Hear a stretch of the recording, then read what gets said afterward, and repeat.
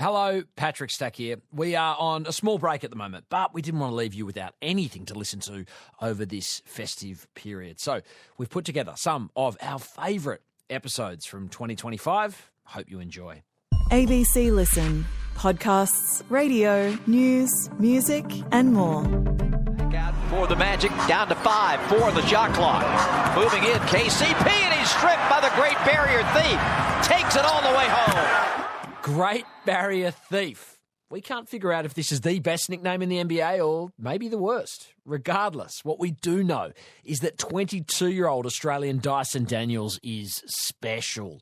He just became the youngest player to reach 200 steals in the history of the comp, going past a guy called Magic Johnson. Daniels is in the mix for NBA Defensive Player of the Year. That is not bad for a guy who was traded less than a year ago.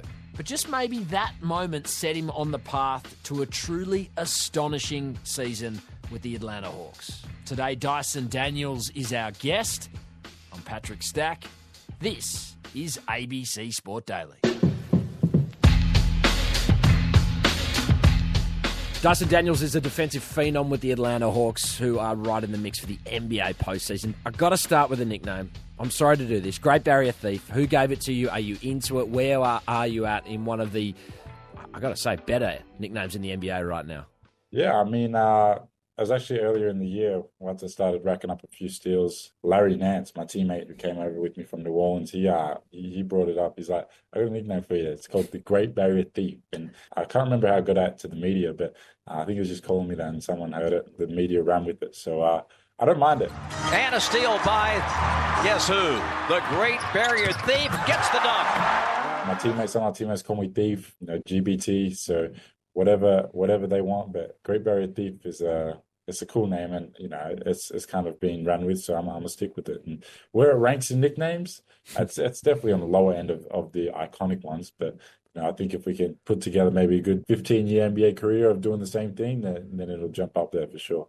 I mean, the reason for it is obvious. You're having a crazy defensive year. I've seen people like Steve Kerr, talk about you as a Defensive Player of the Year category chance. Causes a lot of havoc and great hands, great anticipation. For sure, first team all defense, and I think he's right in the mix, especially with Wembanyama out. I think he's got a great shot. Is that something you're actively gunning for? Because it seems like you're in the top 2 or 3 right now. Yeah, I mean, it's right there. It's right there up for the taking. So there's I think it's me, Draymond, Evan Mobley, Jaren Jackson, the top 4 right now. It's something that I want. It's something I would love to have on my record. But for me, it's about winning games first. Team defense first. And if I do that, keep doing my thing, then I'm sure that I'll be in a good position to get it. But from now, I don't really pump my tires that much. I'll let those guys do that, but I'll just let my game do the talking. You hear coaches in sports, whether it's Aussie rules, NRL, basketball, talking about defense being a mindset thing and an attitude thing. So I just wonder whether it sells your craft a bit short, or is it just the fact you got one of the best mindsets in one of the biggest sporting codes in the entire world? Yeah, I mean, defense is a mindset for sure. I mean, you could choose whether you want to play defense or not. And some people play it a lot harder than other guys, and some people don't play it at all. And there's definitely more to it, like with instincts, being in the right position, knowing when to gamble, having quick hands, if you're tall, being able to protect the rim. I think, especially on the NBA level, you can see the difference between a good defender and a bad defender, like keeping the ball in front of you, not fighting through screens, all that sort of stuff. There's all this little stuff that you can see a great defender does. You're obviously having a crazy good season. I mean, the shift from New Orleans to Atlanta appears to have elicited a breakout season. So listening to you talk previously, though, I get the sense as though you felt as though you were kind of being someone else in New Orleans. Why have you been able to be your best self at the Hawks?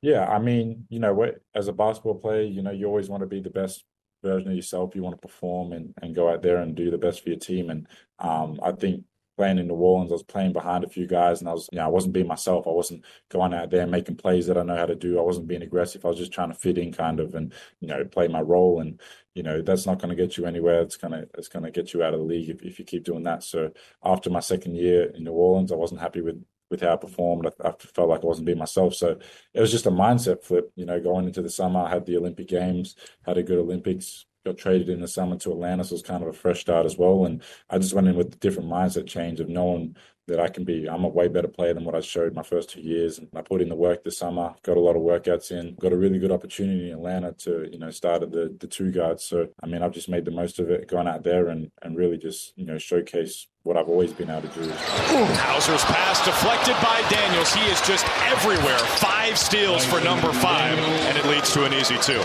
The mindset, being confident in my ability and not being afraid to make mistakes. What helped you make the mindset jump? Was it the trade itself? Was there something, a catalyst that saw you make that shift? Well, I think my first 2 years, I knew that my whole junior career coming in 10 years playing, I was offensive player. I was a really good offensive player. I was able to score the ball. I was able to shoot the ball. I could get in the paint. And I knew that I still had that in me. It was just, I wasn't doing it in New Orleans. So it was kind of frustrating. It was kind of building up in me 60 bad games in a row where I wasn't, they weren't bad games, but they weren't myself. And it was always something I could do. It's not something that I didn't have in my bag or I couldn't expand on. It's just going out there and being myself again. And confidence is everything, I think, in sports. If you go out there and you look not confident, you don't have confidence in yourself, then you're not going to be able to be the player you want to be. So I figured if I'm confident in myself, if I miss a shot, I don't care. I'm going to take the next one.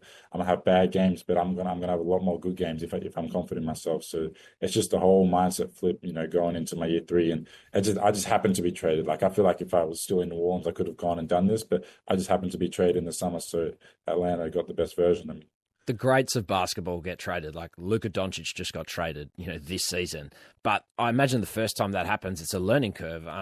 How was that process for you? Did it burn at all? The first time you go through something like that, it's got to leave a mark, I imagine. Oh, for sure. It was a shock. We were in Booms camp at the time, and I was getting ready to go to practice. Woke up at 7 a.m. and got a phone call from New Orleans GM saying that they traded me. So it's a harsh business. You never know what's coming. But at the end of the day, there's always better players than you that if they get a sniff to go out and get them, and then you're not going to get any warning. You're going to be on the plane to your next city, and that's the business of the NBA. So you always got to be ready. But I think if you can establish yourself in an organization for a long time, then you're doing something right.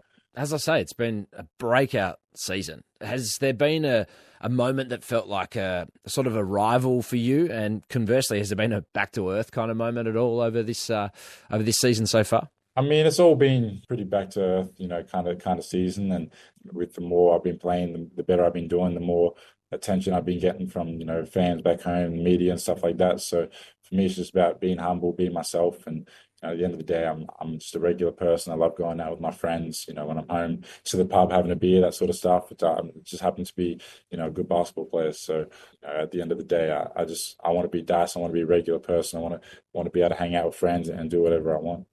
When you get back to Australia, I assume you're getting back to Bendigo, where you were born and raised. Are they giving you a hard time? They're calling you Hollywood. Are they saying you're a big shot now? They're winding you up? Oh, my friends always do, but I definitely don't. I don't come across as that way. That's the opposite. I try not to be like that, but my friends, they know if they call me Hollywood, that's going to get under my skin. So they definitely talk a lot of. But for me, I'm a humble guy. I come from a humble family, so I'm trying to always, give back to the people, give back to my community, be involved in everything and stuff like that.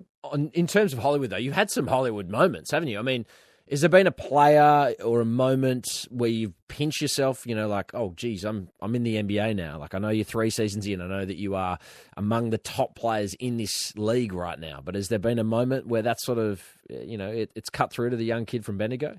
Sometimes I just get deep in thought and think of where I've come from and how far I've come. The only player ever out of Bendigo to playing in the NBA is special in itself. So Dellavedova, he's Maribyrnong, I'm not far away. But I mean, it's just all these pinch me moments, like my rookie year going up against LeBron, stripping him, taking the ball from him. LeBron James, Clint, Scott Davis, and a steal! Dyson Daniels! That was a pinch me moment. But the rookie year especially, just being out there on the floor with all these guys you idolize, you watch growing up. I used to never do my schoolwork. I'd be watching NBA games all the time, and it's just surreal being out there on the floor. I was able to attend an All-Star weekend in the Rising Stars Challenge and stuff. A 6'6" guard, originally from the land down under, from NBA G League Ignite, Dyson Daniels. Just all these moments, things that you won't ever forget. Your coach, Quinn Snyder, seems to have been crucial to your development, and he was seen as someone who could be leading the Boomers. I know that you no doubt would be close with Capon, who's ended up in charge there because you probably came through with him in the centre of excellence. I know he knows Josh Giddey and some of the other guys well, but were you disappointed at all that Quinn wasn't involved, given he's been so instrumental in bringing the best out in you as a hooper? Yeah, I mean, Quinn, he's really given me the opportunity here in Atlanta to go out there and be myself. And, I love Quinn. He's such a good coach, got a great mind, great person as well. And, I'm not taking anything away from Capes because he's a great person as well. I've been around Capes. These are just two really good coaches that know the game, great people, great families and stuff like that. So for me, either way, I'm happy. They're both great people, both great coaches, and they're both going to do well. How high do you want to go? Like, are you one of these people who sets goals, who's thinking, has a clear vision for where you want to take your career in this league? I'm not a big goal setter, but a goal for me is All-Star. I want to be an All-Star one day. To be an All-Star, that's how you stamp your name in this league and become one of the greats. And obviously, the defensive end of the floor, I feel like if I can have a really long, healthy career, I can make some noise, and hopefully be one of the best defensive players to ever play the game. That's a goal of mine. And look at Dyson Daniels break up the play and come up with the basketball. For me, it's just, about taking it year by year. I want to win a gold medal at Olympic Games is a big goal of mine. I love represent Australia. So, I'm not a big goal setter, but the sky's the limit. I work hard. I put in all the work, so I know that I'm going to get the most out of whatever opportunity I get. I don't want to walk away from basketball thinking that I could have done more. I want to put everything I have into this game. Was it pretty crazy seeing your name going past Magic Johnson in terms of youngest person to get to 200 plus steals? Yeah, it was. These are the names. Some of the names are past. Chris Paul right there, Magic Johnson, John Stockton. Like these names that are the best players to ever play this game. Like this is it's surreal. Being in that conversation, and I'm going for it. I'm going for it. Last thing, I promise. Can you help me understand the NBA fashion side of things? Because I've seen, on your Instagram, you're looking stylish as hell. How much work goes into that? No shade on Bendigo. It seems a long way from Bendigo. I mean, how much is going into this, the fit before a game? Because it looks like it's almost quite high pressure. Hey, it's a lot going into it. My rookie year, I was terrible. My teammates would let me know about all the bad fits I was putting on. I'm a big fashion guy. I have my own fashion label that I have my own brand and stuff like that. So I've always been into fashion. It's always been something that I've been involved in. But I think, the NBA today it's a competition, man. It's a competition, the fashion side of things. There's a lot of opportunities you can get out of it. I think it's just on passion. You see guys in the NBA today, like Oklahoma, it's like a competition over there, like who can dress the best and stuff. But for me, it's just my passion. I like dressing nicely. It's something that I've always, wanted to, be able to, be involved in. Dyson Daniels, the Atlanta Hawks, right in the mix for the postseason. As I say, we're excited to see what kind of noise you and the guys might make. Thanks so much for your time. We appreciate it. Thanks, Patrick. I appreciate it. Thank you. I hope you enjoyed that. We will be back with fresh episodes January 5. See you then. Thanks to FanDuel Sports Network, NBA Australia, and TNT for the extra audio used in this episode. Discover more great ABC podcasts, live radio, and exclusives on the ABC Listen app.